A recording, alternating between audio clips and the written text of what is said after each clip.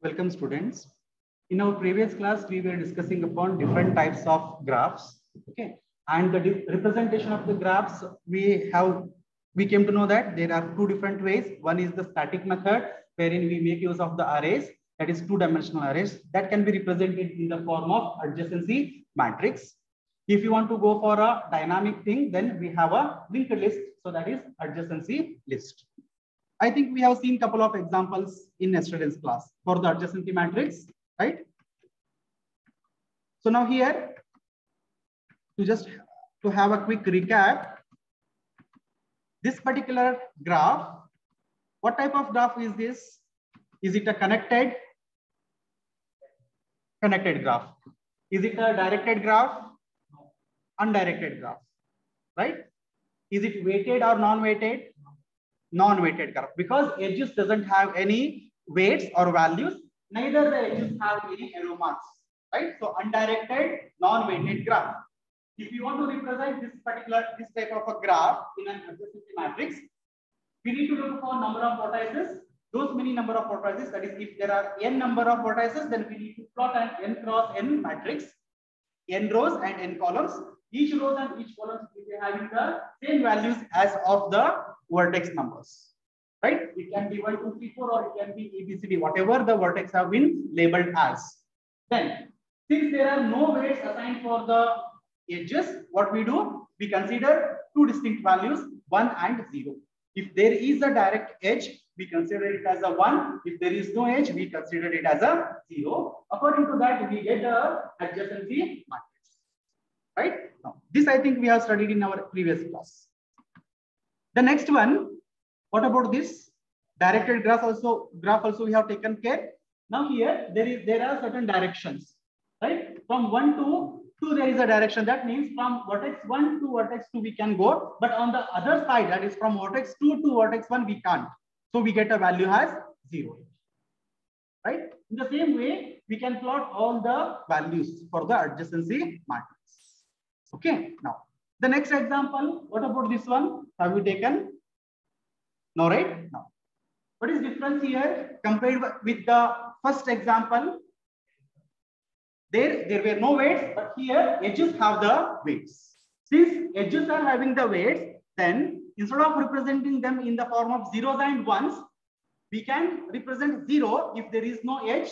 But if there is an edge, then a proper weight of that particular edge can be assigned in respective sets. Now, from 1 to 2, what is the weight? 8. So we may get 8 value there. From vertex 1 to vertex 2. In the same way, from vertex 1 to vertex 3, we get a 6 value. From vertex 1 to vertex 4, we get a 4 value. And then from 1 to 5, there is no direct edge, so we get a value as 0. Correct? In the same way, the other values are also can be plotting here. Following, I think it is simple, right? No need to go in detail. The next one is second type of a representation, that is adjacency list. Now, just pay attention, try to understand what actually we have on the right hand side here. On the right hand side, you can see, is it something familiar to you? Anywhere have you come across with this type of diagrams? You forget about this part, that is ADJ1, ADJ2, ADJ3, ADJ4. This part you leave it. Other side, where have you come across with this? Not in this particular semester, in your second semester. Can anyone from the online students can tell me the other part here, the right hand side, we have 2, then pointed to 3, and then pointed to 4, and then none. What type of representation is this?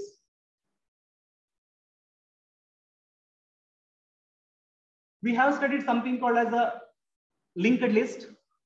One type of a data structure, linked list. Do you remember?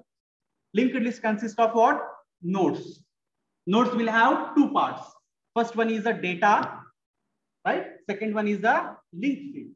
Now, if you can look at there, what we have tried to represent the graph in the form of dynamic content, that is linked list. Now, it is pretty simple here. How many vertices are there? 4.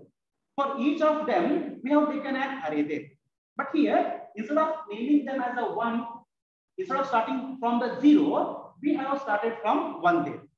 That is just to have a proper naming convention that this is vertex 1 and this ADJ of 1 means this is for the vertex 1. In the same way, 3. So ADJ of 3 means it is nothing but for the vertex 3. Right? Now, what we try to do is that those vertices or these particular elements, we consider them as a starting point for the linked list. Okay. Now, if you look into this vertex 1 is connected where? What and all vertices it has been connected? It is connected to 2, it is connected to 3, it is connected to 4. So, in the form of linked list, what we do is that initially we start with vertex 1. Okay. Vertex 1 is connected to vertex 2. Right? Then vertex 1 is also connected to vertex 3. Vertex 1 is also connected to vertex 4. Since there are only 3 nodes, it has been connected. And in this list or in this representation, I am considering 4 as the last vertex and the 4th last vertex link field is null. That indicates that, okay, no more vertices are connected to 1. Right? One thing you need to remember here is that when we represent in the list, we should not get confused by, if you look at this list, what you may think is that, okay, vertex 1 is connected to vertex 2. 2 is connected to 3. It is not. Right? It is 1 is connected to 2, 1 is connected to 3, 1 is connected to 4.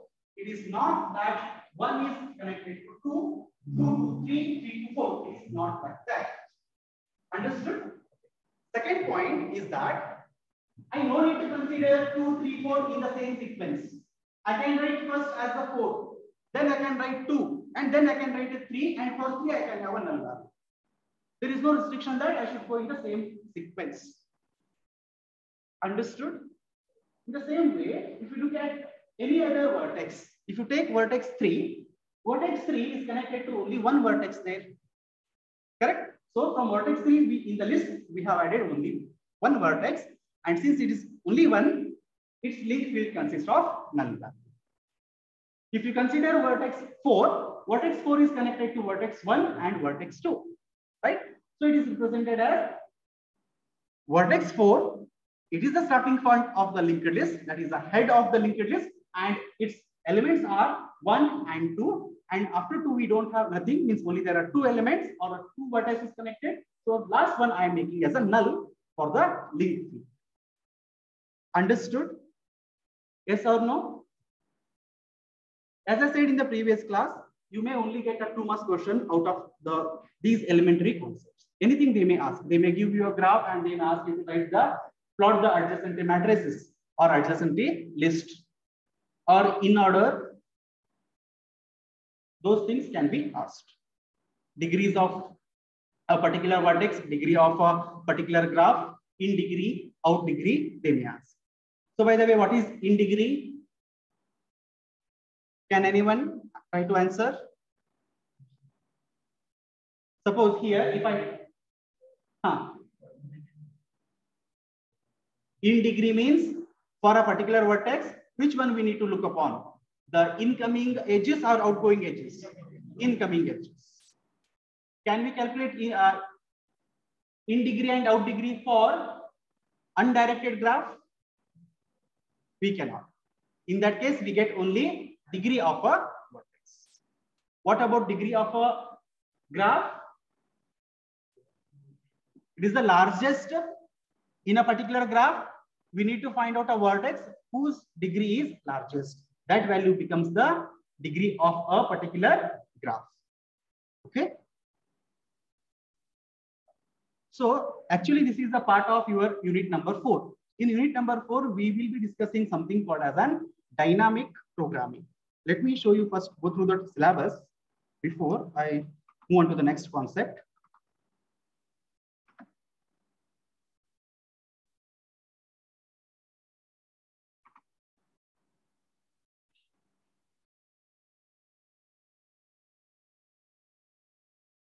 Is it visible or should I make it a little bigger?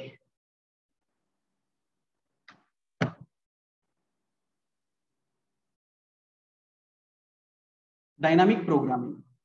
In that, we have a general method, and we have only 3 applications in that: multi-stage graph, all pairs shortest path problem, and traveling salesperson's problem. There are 3 problems. Since these problems are lengthy, and here in these particular classrooms, I don't have that flexibility to record the videos, right, simultaneously, so that online students can also see. So what I'm planning is that I will take this particular part later, and now I will begin with the unit number 5. In the unit number 5, it is split up into 2 different parts. The first is basic traversal and search techniques, which are applied on the trees and graphs. And then second is backtracking. Okay. So I will begin with the unit number 5. Okay, now. And the unit number 4 remaining part, we will look into the later once we complete the first half of the unit 5. Okay, now students were asking me about the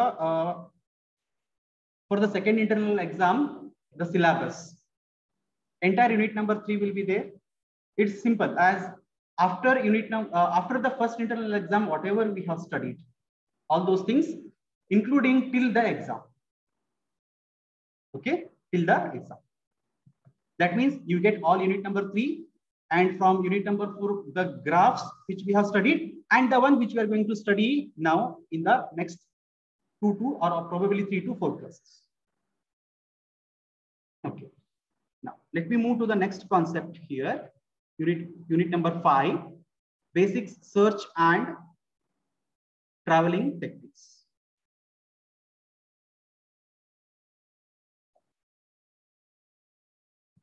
We know the meaning of what we mean by traversal and what we mean by the search. What is traversal? Can anyone try to answer? If there is a data structure, what actually we mean by traversing?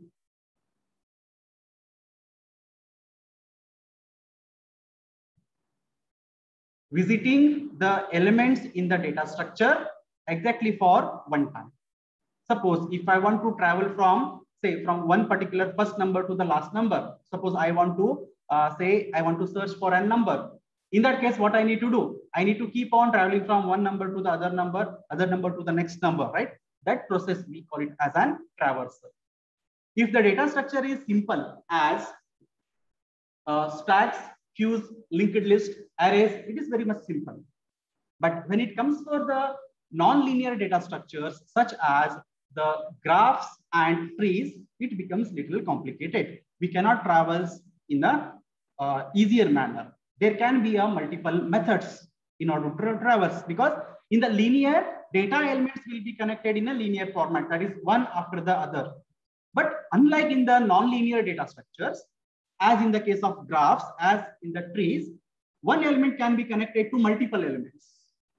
In that case, how we can traverse through the elements? That concept we are going to look upon in the unit number 5, that is basic traversal and search techniques. In this, the traversal technique, we will focus upon only on the trees and search techniques on the graphs. Okay. Trees, we will take up an data structure wherein we will try to look upon the traversal techniques, and the second one, graph, for the searching techniques. Okay. Now, tree means what, student? How does it look like? Data structure tree, how does it look like? Do you have any idea? Yes? Anyone from the online students? Graph we have seen the examples, right? Where different elements will be there. Those elements we call it as an vertices. Those would be connected with the edges, right? Then what about trees? Trees are also consist of nodes. We can call it to be a nodes or the vertices and the edges. The difference is that there will be a proper hierarchy. Okay, hierarchy means on the top, we will have one particular node. From that node, there can be n number of childs. You can think of a parent-child relationship. One parent, multiple childs. Then those childs may have their own childs until we reach the bottom level. For example, here, since we are going to look upon the binary tree is one type of a tree wherein, now here, if you can look at in this diagram, on the top we have one particular vertex or a node. We call it as a root node. Why root node? Because on top of that the thing is there. So it is originating from here. This tree is originating from here. So we call it to be a root node. After root node, now root node has two childs here, right? One on the left side and one on the right side. If it is a normal tree, then there can be one more here, two more, or any number of childs it can have. A tree can have any number of a child, but we can call it to be a binary tree if it has 2 or a 1, not more than 2. Binary tree is a tree in which a parent can have at the max of 2 childs. At the max 2. It is not needed. It should only have 2. It can have even 1 also. Right? So this is the root node. And if you can look at here, the bottom part, right, where there are no more childs, those nodes we call them as leaf nodes. We call them as a leaf nodes. Why these words have been taken root and leaf?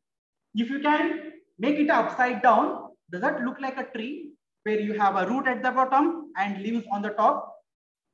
Correct? So it's inverted trees, right? That's why the name is given as a tree for this particular data structure. Okay. As I said, in the binary tree, a particular parent can have at most 2 childs. Okay. Now, since we want to study something called as a traversal here, the definition of traversal says that we should visit each and every nodes for how many times? 1 time. That is only 1 time we have to visit the nodes. But if you look at this particular tree diagram, the root node is connected to what? To its subnodes. Then those 2 subnodes further connected to 2 more subnodes. Like that it has spread upon.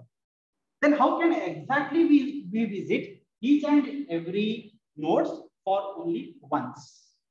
It becomes challenging because this is not a linear.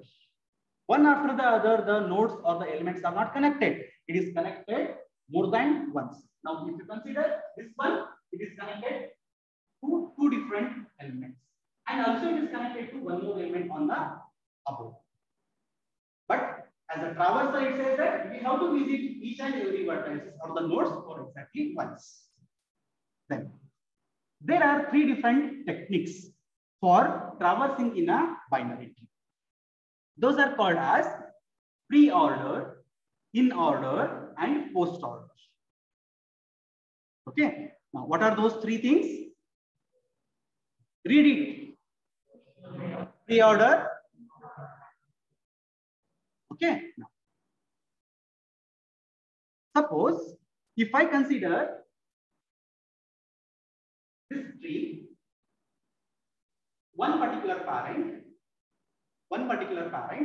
how many childs it has? 2. That is the maximum, right? Can I call the left hand side as the left child? The one which is placed on the left hand side of a root node or a parent, can I call it as a left child?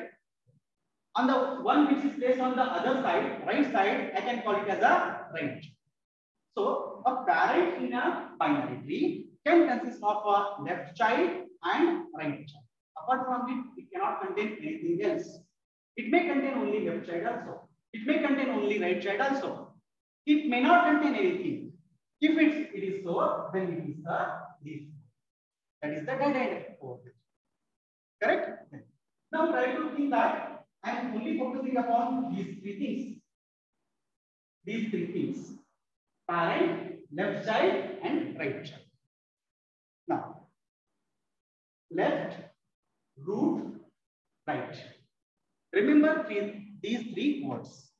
First is left, right, and the root, or in any order you can just remember. But which order we consider, that matters the type of traversal. Pre-order, in-order, post-order. Out of these 3, we will focus upon one particular node, which is parent. Right? Parent means where we are placing parent, is it in the first? Then it becomes pre-order. Correct? Now, if I place parent in middle, then I can call it as in order. If I place parent at the end, then I can call it as post order. Following? Yes, where I place the root node, that defines what type of traversal it is. If the root node is at the beginning, then followed by the left and the right, then it is pre-order. If root is placed at the middle, that means the sequence will be left, root, right. Then it becomes in order. If I place the root node at the end, so what would be the sequence? First left, right, root. So this defines these three different traversals. Let us look upon a simple examples here and try to understand more on this. Okay, now pay attention to only the tree there on the right hand side. Wake her up. Come here. Okay. Now, if you look at this particular diagram, how many nodes are there? 3 nodes are there. Only there are 3 nodes, right? Now, we are trying to focus upon pre-node traversal. So what the definition says, in this particular pre-order traversal, which is the node that we visit first? Root node. After the root node, left node. After the left node, right node. Right? Root, left, right. So if you take this example, there we have the root node as A, left node as B, right node as C. Right? So since it is a pre, I need to consider first root node, that is A. Traversal would be what? First I visit A, after that I visit B, then I will visit C. So the traversal for this particular binary tree in the form of pre-order, it would be A, B, C. Understood? Now look at the simple algorithm here. Algorithm is a recursive algorithm here. So we initially start from a pre-order and it takes a T, as T means it is tree, right? So actually here T is nothing but, is it a parent or not? T means we are taking a tree that later we check whether is that particular vertex or a node, is it a parent or not? Right? Then we will proceed further. Right? So visit what first? T means, is it a root or a left or a right? Root node. Then next pre-order T of left means from that particular vertex or the node A, you move towards the left side. In the left side, what I get? B. So next time, once again the pre-order is called, that time B is taken. But B is the leaf node, it doesn't have any child. So first that node will be visited, that is B, then again it will come back and look on the right side. Okay. You can give more focus on the traversal instead of the algorithms. Okay. Now, if I change the traversal technique here from pre-order to in order, what would be the result here? From pre-order, instead of pre-order, if I say what is the path, traversal path for in order? First we visit the left subtree. So left subtree, there is only one node, that is B. After that, root, that is A. Then right side. So it is going to be B, A, C. Look at there. Is it B, A, C? So in this, first we visit the left subtree, followed by the root, and then we go to the right side. Right? And if you look at the algorithm, see the order here. First left, then visit the root, and then right. Now, can you tell me what it could be in post order? First, not right, left. First left, right, and then right. Root is placed at the end. In every traversal, any of the types, After left only right will come. Right will never come at the first point. Now, how the algorithm might get changed there for the post order? First procedure, that is pre. Sorry, I think I have mistyped there. It is in order actually. 1 second. Let me make that change. Yeah, it is nothing but in order. This is also in order. Okay. Yeah, here it is correct. So this is post order. So first left, right, and then root. So the path is going to be B, C, and A.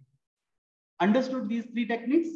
They are simple actually. They are very simple. And for as per your syllabus, you do not have any programming concepts or anything related to the programs there. You only have the diagram will be given, that is tree will be given. You will be asked to find the paths either in pre-order, in order, or post order. Okay. Let's go to this particular example here. Now look at the diagram first. What we need to do, we need to traverse the following tree in all the three different techniques: pre-order, in order, and post order. And we need to write the sequence there. So if I go with the pre-order, how it looks like? What are the nodes I need to write in a particular sequence? Okay. First, let us go with the pre-order. Let me get an acknowledgement from online students. Online students, are you able to follow? Yes, sir. Yes, sir. Okay.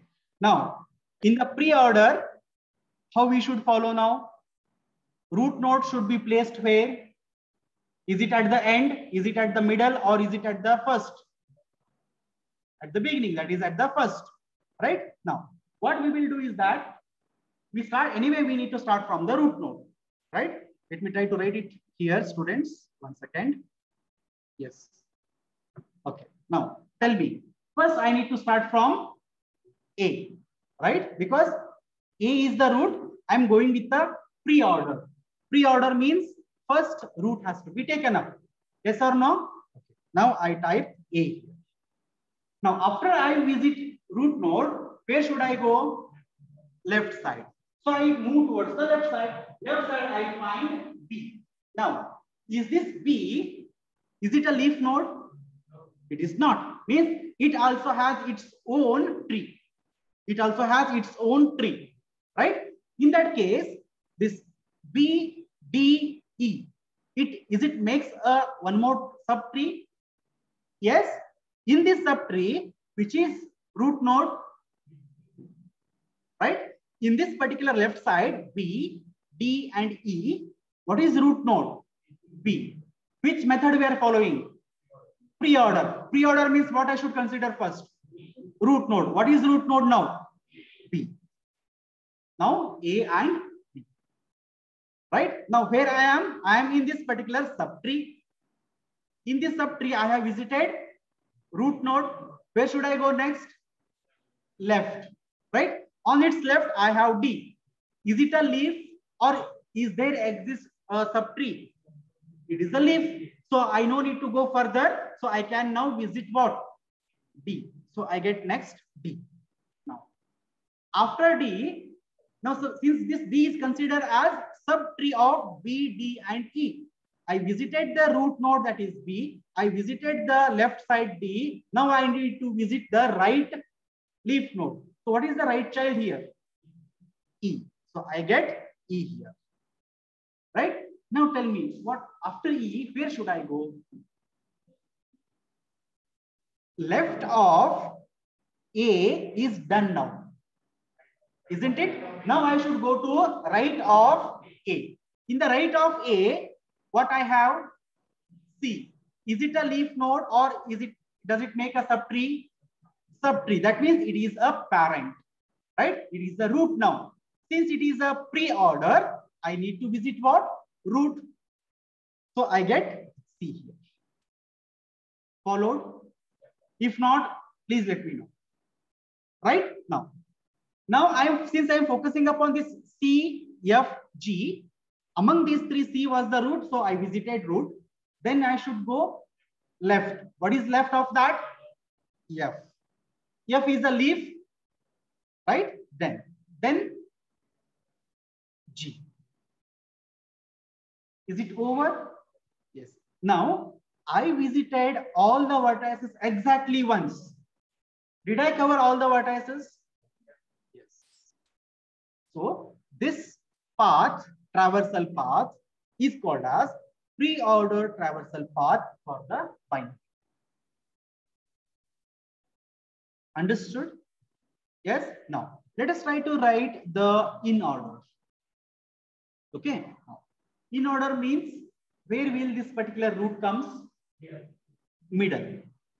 Correct? Now, first I need to consider the tree, which is A, B, and C. In this one, A, B, C, which is root A. Now, should I visit A first? No. What I should visit? Left side. Left child. Left child, what I have? B. Now, is this B? Is it a leaf? No, it is one subtree. Means I cannot visit this particular B here because it is a root now. What I should do now? Visit on its left side. What we have on the left side? D. Now, is this D a root node?